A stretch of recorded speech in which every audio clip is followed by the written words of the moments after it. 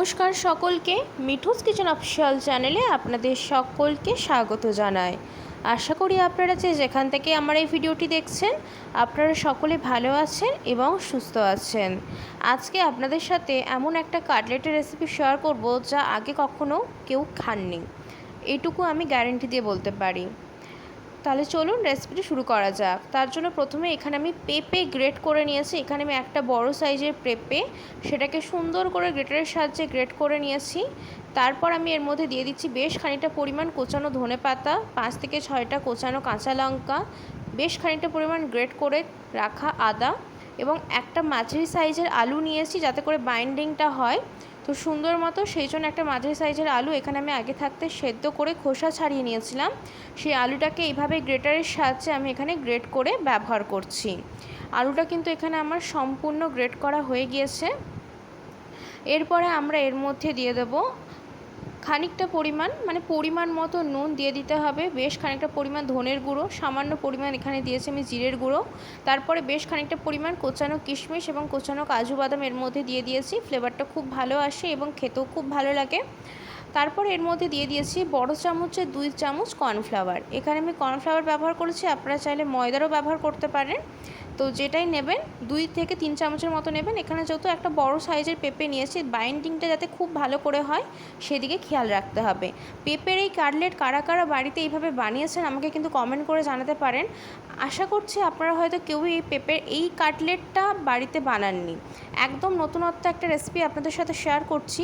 আর বাড়িতে কোনো গেস্ট আসলে যদি এইভাবে পেঁপের কাটলেট বানিয়ে দেন তারাও কিন্তু অবাক হয়ে যাবে যে পেঁপে দিয়েও এত সুন্দর কাটলেট বানানো যায়, যা দেখতে এবং খেতে দুটোতেই ভীষণ লোভনীয়। বাড়িতে যদি না বানান তাহলে কিন্তু বুঝতে পারবেন না কতটা টেস্টি হয় খেতে। অবশ্যই করে একবার ট্রাই করে দেখতে পারেন আমার এই রেসিপিটি ফলো করে। খুব সুন্দর করে কিন্তু এখানে মাখিয়ে নিতে হবে। আর একটা কথা, আমি যেখানে পেঁপেটা নিয়েছিলাম, পেঁপেটা গ্রেট করার পর হাতের মধ্যে মুঠো করে নিয়ে যখন নিগড়াবেন দেখবেন পেঁপে থেকে জল বেরিয়ে আসে। যেইভাবে আমরা লাউ গ্রেট করার পরে লাউ থেকে অনেকটা পরিমাণ জল বের হয়, তো সেই রকম জলটা বের হয়। আপনারা চাইলে জলটাকে ভালো করে নিগড়ে চিপে নিয়ে তারপরে পেঁপেটা ব্যবহার করতে পারেন। খুব সুন্দর করে এইভাবে ছোটো ছোটো কাটলেটের আকারে আমরা কিন্তু এখানে গড়ে নেব। খুব ইজি প্রসেস, সুন্দর মতো দেখবেন বাইন্ডিং ভালো হলে গোলাটা হয়ে যাবে। তারপরে আমি এখানে একটি বোল নিয়ে নিয়েছি, তার মধ্যে দিয়েছি বেশ খানিকটা পরিমাণ কর্নফ্লাওয়ার, সামান্য পরিমাণ ঝালের জন্য এখানে দিয়েছি গোলমরিচের গুঁড়ো এবং পরিমাণ মতো নুন দিয়ে সামান্য পরিমাণ জল দিয়ে খুব সুন্দর করে আমি এখানে একটা কর্নফ্লাওয়ারের ব্যাটার বানিয়ে নিচ্ছি। ব্যাটারটা আমাদের এখানে রেডি হয়ে গিয়েছে। তারপর একটি প্লেট নিয়ে নিয়েছি আমি, এখানে প্লেটের মধ্যে দিয়েছি 1 কাপ সুজি। তো সুজিটাকে আমি এখানে বিছিয়ে নেব প্লেটের মধ্যে। তারপরে আমরা যে কর্নফ্লাওয়ারের ব্যাটারটা রেডি করলাম সেই ব্যাটারের মধ্যে তৈরি করে রাখা পেঁপের কাটলেটটা দিয়ে দিয়েছি।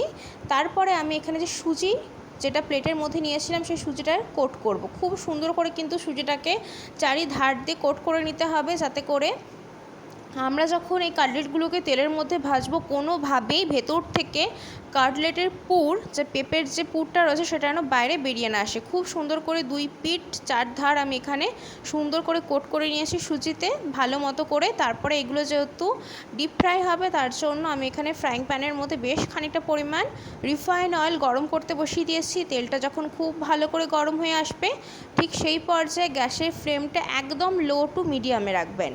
সেই পর্যায়ে কিন্তু এখানে প্রত্যেকটা কাটলেট যতগুলো একসাথে ভাজা যাবে প্রত্যেকটা কাটলেট কিন্তু আমি এখানে দিয়ে দিচ্ছি। খুব সুন্দর হয় খেতে, বিশ্বাস করুন, এত ভালো লাগে।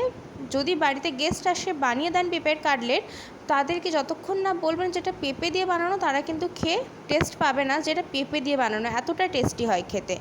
সম্পূর্ণ নিরামিষে কাটলেটের রেসিপি, নিরামিষের দিন বাড়িতে বানিয়ে ফেলতে পারেন। সন্ধ্যেতে মুখরোচক কিছু খেতে ইচ্ছে করলে বাড়িতে বানিয়ে ফেলতে পারেন চটজলদি। পেঁপে দিয়ে এত লোভনীয় স্বাদের যে কাটলেট হয় বাড়িতে না বানালে আপনারা বিশ্বাস করবেন না। তারপরে আমি এখানে খানিকক্ষণ অপেক্ষা করেছি যাতে করে একটা দিক সুন্দর মতো একটা ব্রাউন কালার চলে আসে। এগুলো কিন্তু খুব কড়া করে লালচে করে ভাজার কোনো প্রয়োজন নেই। এগুলো মোটামুটি একটা গোল্ডেন ব্রাউন কালার চলে আসা পর্যন্তই কিন্তু আমরা এগুলোকে ভাজবো, লালচে করে কড়া করে ভাজবো না।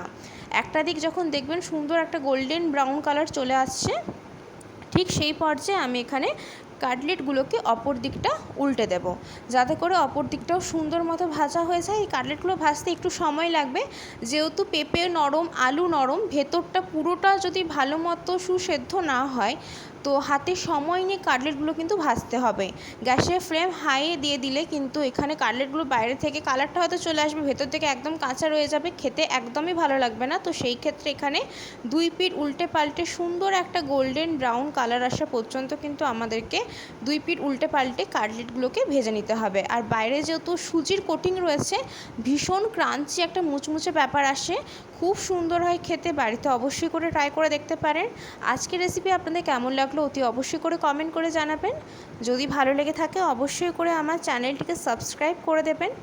লাইক শেয়ার কমেন্ট করতে ভুলবেন না। আর যদি এরকম নিত্য নতুন রেসিপি পেতে চান তাহলে অবশ্যই করে আমার চ্যানেলটিকে সাবস্ক্রাইব করে দিয়ে আমার চ্যানেলের পাশে থাকার অনুরোধ রইল।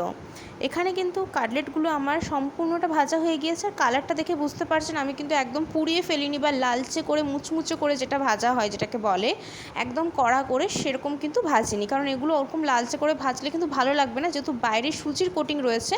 খুব বেশি লালচে করতে গেলে সুজিটা কিন্তু পুড়ে যাবে, তেতো ভাব লাগতে পারে। তো সেই ক্ষেত্রে এইভাবে গোল্ডেন ব্রাউন কালার আসা পর্যন্ত কিন্তু আমি এখানে ভেজে নেব। একটা ব্যাচ আমার এখানে কাটলেটগুলো ভাজা হয়ে গিয়েছে।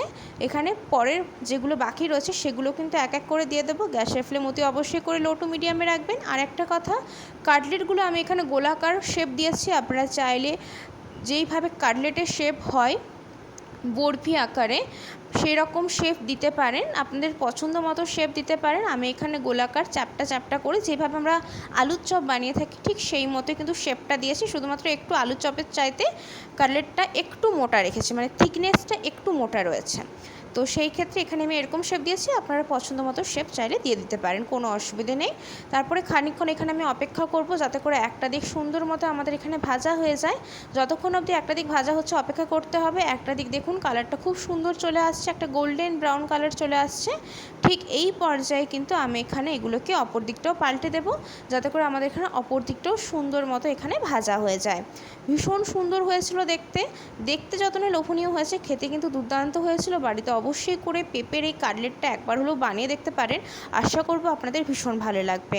এরপরে দুটো দিকে উল্টে পাল্টে সুন্দর করে একটা গোল্ডেন ব্রাউন কালার আসা পর্যন্ত কিন্তু ভেজে নিয়েছি। ঠিক এই রকম কালার যখন চলে আসবে তখনই বুঝতে পারবেন সুন্দর মতো ভাজা হয়ে গেছে। দেখুন কত সুন্দর মতো ভাজা হয়ে গেছে।